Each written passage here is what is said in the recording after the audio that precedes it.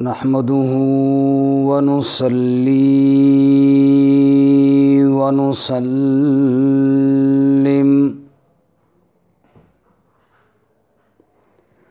على رسوله الكريم.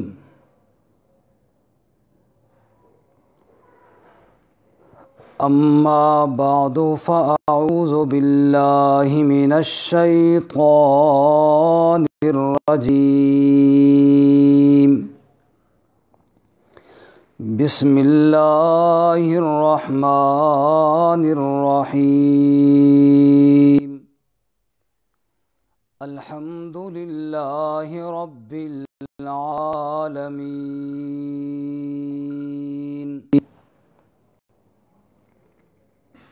سبحان ربك رب العزة عما يصفون وسلام على المرسلين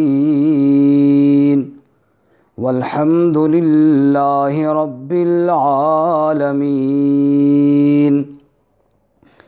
اللهم صل على محمد وعلى آل محمد كما صليت على إبراهيم وعلى آل إبراهيم إنك حميد مجيد. اللهم بارك على محمد وعلى آل محمد كما باركت على إبراهيم وعلى آل إبراهيم إنك حميد مجيد. معزز سامعین و ناظرین، گزشتہ درس قرآن سورۃ الفاتحہ کے نام اور فضائل کے بعد سورۃ الفاتحہ کا پہلا جملہ الحمدللہ اس سے متعلق تھا. چونکہ ہمارا یہ سلسلہ قرآن کریم کے سیکھنے اور سکھانے کا سلسلہ ہے. امام الانبیاء رحمت کائنات حضرت محمد الرسول اللہ صلی اللہ علیہ وسلم کا ارشاد گرامی خیرکم من تعلم القرآن وعلمہ، کہ تم میں سب سے بہتر وہ ہے جو قرآن سیکھے اور سکھائے. اس ارشاد گرامی کی روشنی میں یہ ہمارا حلقہ درس قرآن کا قرآن کو سیکھنے اور سکھانے کے نام سے ہے. اس لیے کوشش یہ کریں گے کہ ایک ایک لفظ کو خوب سیکھ کر سمجھ کر آگے چلا جائے. اللہ ہم سب کو سیکھنے کی، سمجھنے کی اور عمل کرنے کی توفیق عطا فرمائے. تو گزشتہ درس ہمارا الحمدللہ کے بارے میں تھا. اس کا مختصر خلاصہ یہ ہے کہ الحمدللہ کے دو معنی عرض کیے تھے. پہلا معنی تمام تعریفیں اللہ کے لیے ہیں. اگر مخلوق میں کسی کی کوئی تعریف ہو رہی ہے تو وہ بھی حقیقت میں اللہ ہی کی تعریف ہے. دوسرا معنی کہ اللہ کے لیے وہ تعریفیں ہیں جو ایک معبود اور الہ میں ہونی چاہیے، وہ اللہ کے علاوہ کسی میں نہیں ہیں. اور اللہ تعالیٰ کی ذات، آخری ہماری بات یہاں پر چل رہی تھی کہ اللہ تعالیٰ کی ذات گرامی جو اسم گرامی ہے، اس کا معنی کیا ہے؟ تو اللہ الہ سے ہے معبود کے معنی میں، یا اللہ تعالیٰ محبت کرنے والا. تو اللہ نے مخلوق کے دلوں میں اپنی محبت رکھ دی ہے. میں عرض کر رہا تھا کہ اگر یہودی ہیں تو وہ بھی یہ کہتے ہیں کہ ہم اللہ کے محبوب ہیں. اسی طرح مشرکین بھی کہتے ہیں ما نعبدہم الا لیقربونا الی اللہ زلفیٰ، کہ ہم غیر اللہ کی عبادت اس لیے کرتے ہیں تاکہ اللہ کے قریب ہو جائیں. اللہ کے قریب ہونے کے لیے ہر ایک کوشش کر رہا ہے، اور یہ انسانی فطرت میں اللہ کی محبت موجود ہے. لیکن اللہ تعالیٰ نے قرآن کریم میں ایک ضابطہ اور اصول بیان کیا. فرمایا قل ان کنتم تحبون اللہ فاتبعونی یحببکم اللہ، اگر اللہ سے محبت کرتے ہو تو اس کا ایک ہی راستہ ہے، وہ اتباع رسول صلی اللہ علیہ وسلم۔ بارکیف آج ہمارا جو درس ہے اس سے اگلے حصے کا ہے رب العالمین، جو پالنے والا ہے تمام جہانوں کا۔ آسان اس کا معنی تو یہی ہے، لیکن تھوڑا مسئلہ ربوبیت پہ ہم سمجھنے کی کوشش کریں گے۔ سب سے پہلے مسئلہ ربوبیت، اس کی اہمیت آپ کے سامنے عرض کرتا ہوں۔ مسئلہ ربوبیت کی اہمیت اتنی ہے کہ جب اللہ تعالیٰ نے اس کائنات کو نہیں بنایا تھا، ابھی سورج نہیں بنا، چاند نہیں بنا، آسمان نہیں بنے، ستارے، زمین، آسمان، کچھ بھی نہیں بنا، صرف عالم ارواح میں روحیں اللہ تعالیٰ نے تخلیق فرمائیں۔ تو اللہ تعالیٰ نے ساری جہانوں کی، سارے انسانوں کی روحوں کو جمع کیا، اور قرآن کریم میں اللہ تعالیٰ بتاتے ہیں کہ سب روحوں کو جمع کر کے اللہ تعالیٰ نے ایک عہد ان سے لیا، الست بربکم، کیا میں تمہارا رب ہوں کہ نہیں؟ قالوا بلا، سب نے کہا جی یا اللہ تو ہمارا رب ہے۔ اس سے اندازہ کیجئے کہ یہ مسئلہ کتنا اہم تھا کہ دنیا میں بعد میں بھیجا، اور اس کا اقرار اللہ تعالیٰ نے پہلے لے لیا۔ پھر ہم دنیا میں آئے، الحمدللہ ہم مسلمان ہیں، اللہ تعالیٰ نے ہماری رہنمائی کے لیے قرآن بھیجا ہے، ہمارے پیارے آقا صلی اللہ علیہ وسلم پر نازل فرمایا ہے۔ قرآن ہدایت کی کتاب ہے جو ہمارے پاس محفوظ ہے۔ ہم قرآن کریم کو پڑھنا شروع کرتے ہیں، پہلے صفحے پہ جاتے ہیں، جیسے ابھی ہمارا سبق پہلے صفحے پر ہے۔ پہلے صفحے پر موجود ہے الحمدللہ رب العالمین، تمام تعریفیں اللہ کے لیے جو سارے جہانوں کا پالنے والا ہے۔ مسئلہ ربوبیت جو عالم ارواح میں اللہ تعالیٰ نے عہد لیا تھا، وہی بات اللہ نے قرآن کی ابتدا میں اور قرآن کی شروع کرتے وقت ہمیں پھر یاد کرائی۔ قرآن کریم ہم نے پڑھتے چلے گئے، مکمل ہو گیا۔ آخر میں جب پہنچتے ہیں سورۃ الناس پر، جب پہنچتے ہیں قل اعوذ برب الناس، شروع میں فرمایا رب العالمین، آخر میں فرمایا رب الناس، لوگوں کا پالنے والا بھی میں اللہ تعالیٰ ہوں۔ اس سے آپ اندازہ کیجئے کہ اللہ نے اپنے کلام کو شروع بھی کیا مسئلہ ربوبیت پر، مکمل فرمایا تو بھی مسئلہ ربوبیت پر۔ الحمدللہ ہم نمازی بھی ہیں، نماز پڑھنے والے ہیں۔ نمازی جب نماز پڑھتا ہے، حالت قیام ہے، پھر حالت رکوع ہے، پھر حالت سجدہ ہے، پھر چوتھی بیٹھنے کی حالت ہے، قعدے کی حالت ہے۔ یہ 4 حالتیں ہیں نماز کی، اور ان 4 حالتوں میں اللہ کی ربوبیت کا تذکرہ موجود ہے۔ قیام میں کھڑے ہوئے انسان کیا کہتا ہے؟ الحمدللہ رب العالمین، ربوبیت کا تذکرہ۔ جب رکوع میں جاتا ہے کہتا ہے سبحان ربی العظیم، پھر بھی اللہ کی ربوبیت کا تذکرہ۔ جب سجدے میں جاتا ہے کہتا ہے سبحان ربی الاعلیٰ، تب اللہ کی ربوبیت کا تذکرہ۔ جب قعدے میں بیٹھتا ہے اور آخر میں دعا پڑھتا ہے رب اجعلنی مقیم الصلاۃ، پھر بھی اللہ کی ربوبیت کا تذکرہ۔ حالت قیام ہو، حالت رکوع ہو، حالت سجدہ ہو، قعدے کی حالت ہو، ہر حالت میں اللہ کی ربوبیت کا تذکرہ۔ جب انسان اس دنیا سے چلا جائے گا، میں اور آپ سب اس دنیا کو چھوڑ کر قبر کے اندر جائیں گے، پتہ ہے قبر میں جو سوالات ہونے ہیں ان میں سب سے پہلا سوال یہی ہونا ہے مر ربوں کا، تیرا رب کون ہے؟ تو میں نے جو گزارشات عرض کی ہیں مسئلہ ربوبیت کی اہمیت کے بارے میں، ان کا خلاصہ یہ ہے عالم ارواح میں ربوبیت کا تذکرہ، قرآن کی ابتدا میں اور قرآن کے مکمل ہونے پر ربوبیت الہیہ کا تذکرہ، نماز کی ہر حالت میں ربوبیت کا تذکرہ، اور قبر میں جا کر سب سے پہلے ربوبیت کا تذکرہ۔ اس سے آپ اندازہ کیجئے کہ مسئلہ ربوبیت کو سمجھنا کتنا ضروری ہے اسلام میں۔ اللہ ہمیں سمجھنے کی توفیق عطا فرمائے۔ اب آئیے اس کی سمجھنے کی طرف چلتے ہیں کہ یہ کیا مسئلہ ہے، رب کا معنی کیا ہے، اور قرآن میں اللہ تعالیٰ نے اس کو کیسے استعمال کیا ہے۔ ایک مفسر نے بہت خوبصورت معنی کیا ہے رب کا، سن لیجئے۔ کہتے ہیں رب کس کو کہتے ہیں؟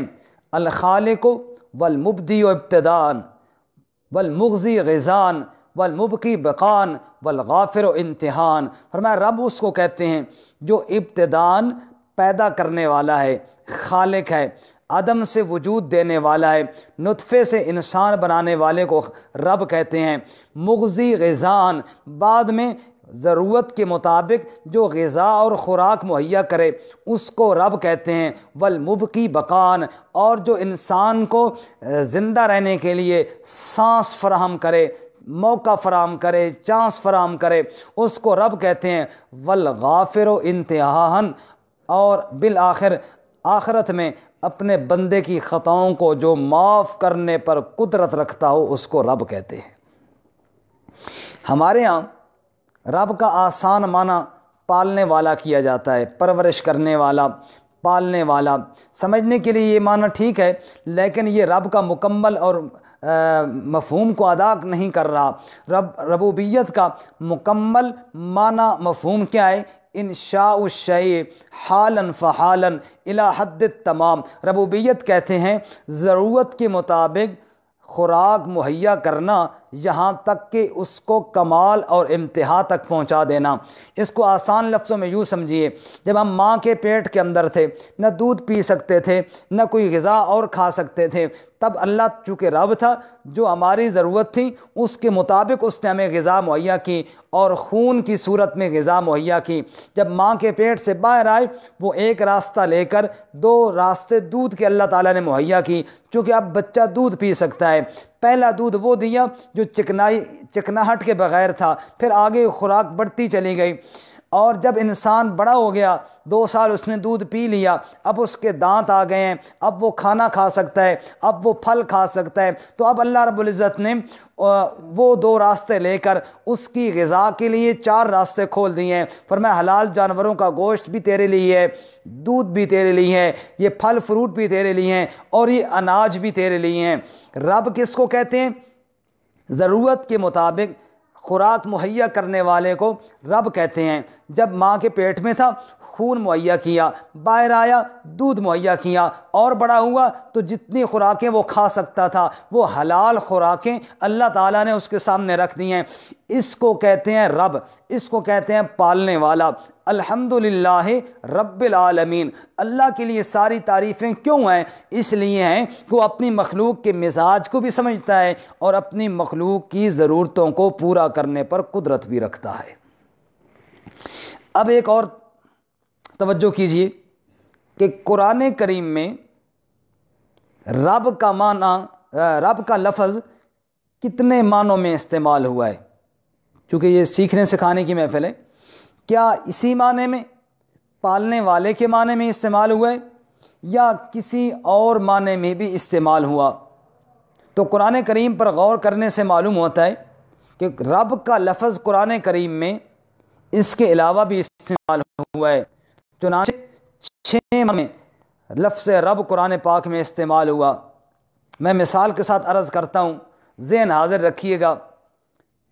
نمبر 1، رب کا لفظ قرآن پاک میں سید اور سردار کے معنی میں بھی استعمال ہوا۔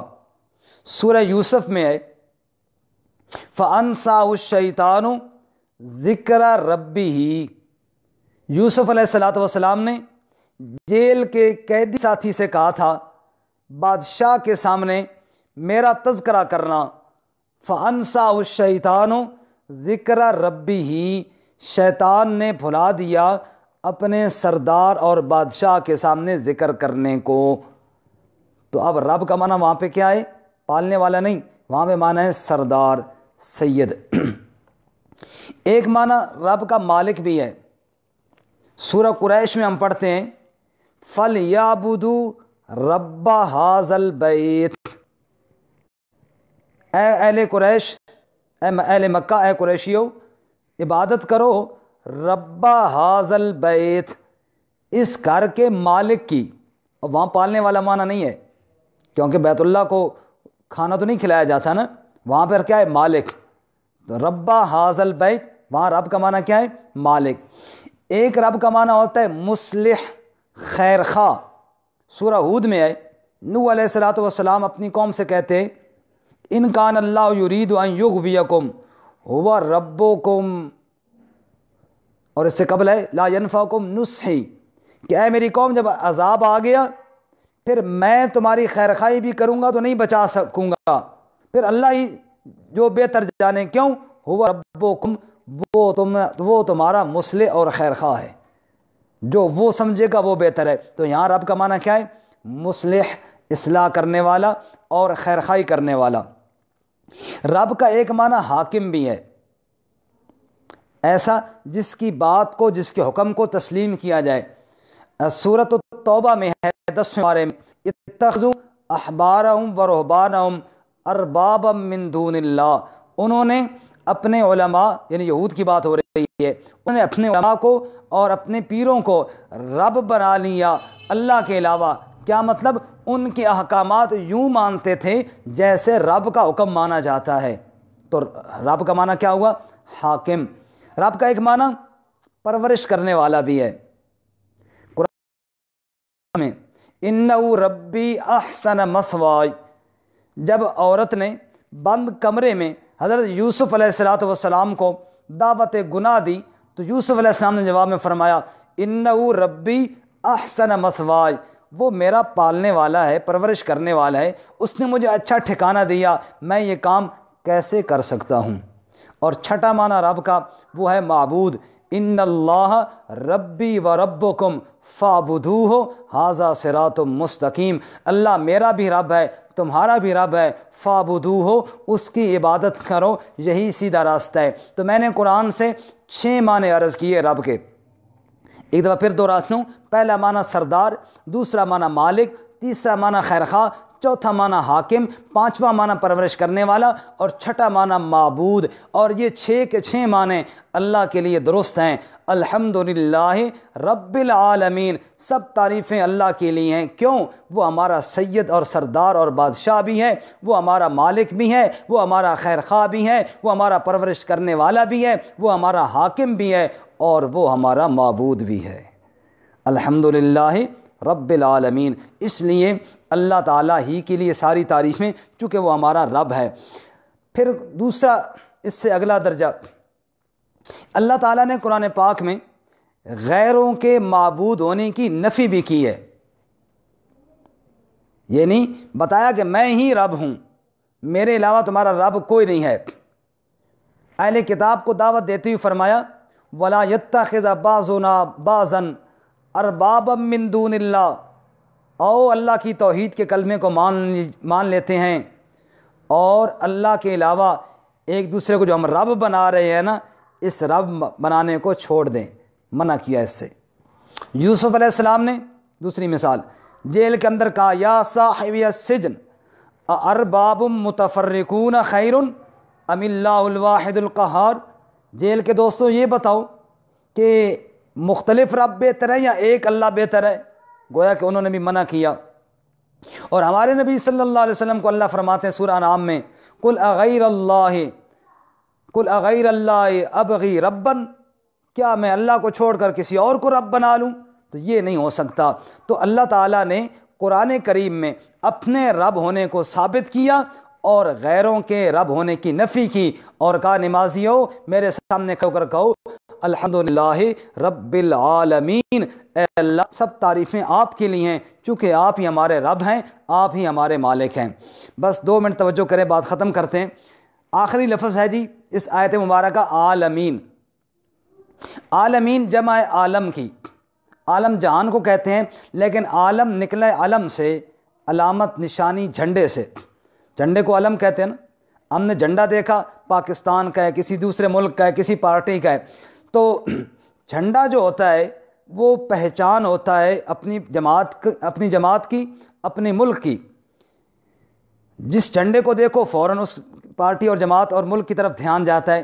اس دنیا کو یا اس کائنات کو عالم اس لیے کہتے ہیں کہ یہ ساری کائنات میرے اللہ تعالیٰ کی قدرت اور وحدانیت کی نشانی ہے۔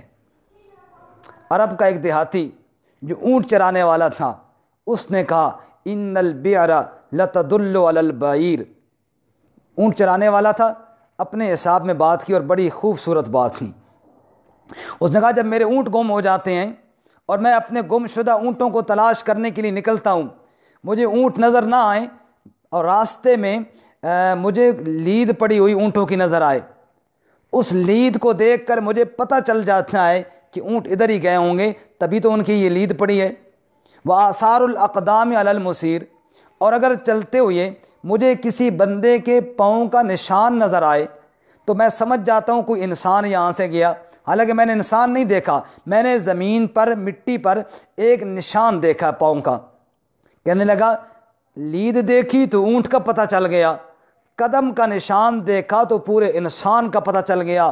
فالسماء ذات الابراج والارض ذات الفجاج کیف لا تدل علی اللطیف الخبیر، تو اتنا بڑا آسمان برجوں والا دیکھیے، اور یہ زمین دیکھیے، اور اس کے اندر یہ رنگ بھرے ہوئے دیکھیے، یہ سب کچھ دیکھنے کے بعد تمہیں اللہ کا پتہ کیوں نہیں چلتا؟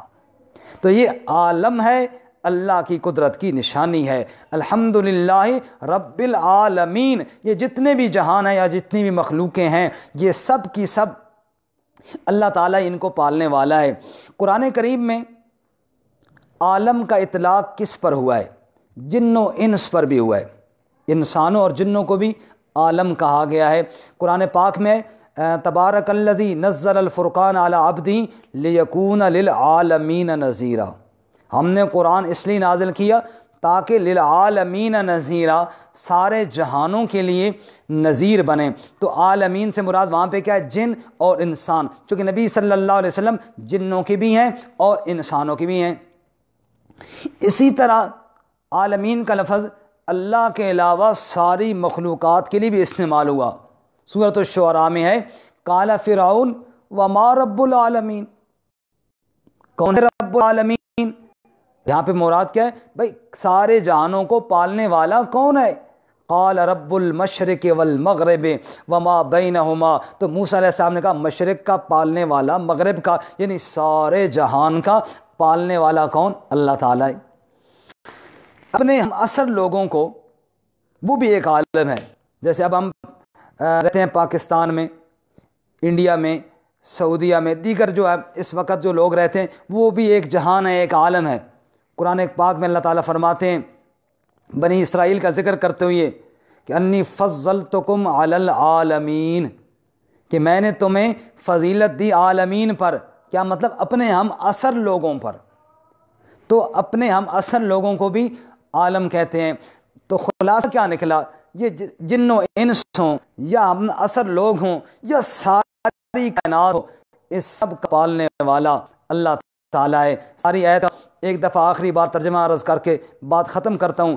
الحمدللہ، ساری تعریفیں یا اللہ تیرے لیے ہیں، تیرے علاوہ کسی کے لیے نہیں۔ کیوں؟ تو پالنے والا ہے، تو ہمارا مالک ہے، ہمارا بادشاہ ہے، ہمارا خیر خواہ ہے، ہمارا سردار ہے، ہمارا تو حاکم ہے، یا اللہ تو ہمارا خیر خواہ ہے، ہمارا معبود ہے۔ اس لیے ساری تعریفیں تیرے لیے ہیں، صرف ہمارا ہی نہیں، العالمین، جن و انس کا، ہمارے جیسے جتنے لوگ اور دنیا میں رہتے ہیں ان سب کا، بلکہ یا اللہ ساری کائنات کا تو ہی پالنے والا ہے، اس لیے ساری تعریفیں بھی تیرے لیے ہیں۔ اللہ تعالیٰ ہمیں اسی عقیدے پر مرتے دم تک قائم رکھے اور اللہ عمل کی توفیق عطا فرمائے۔ وآخر دعوانا ان الحمد للہ رب العالمین۔ السلام علیکم ورحمۃ اللہ وبرکاتہ۔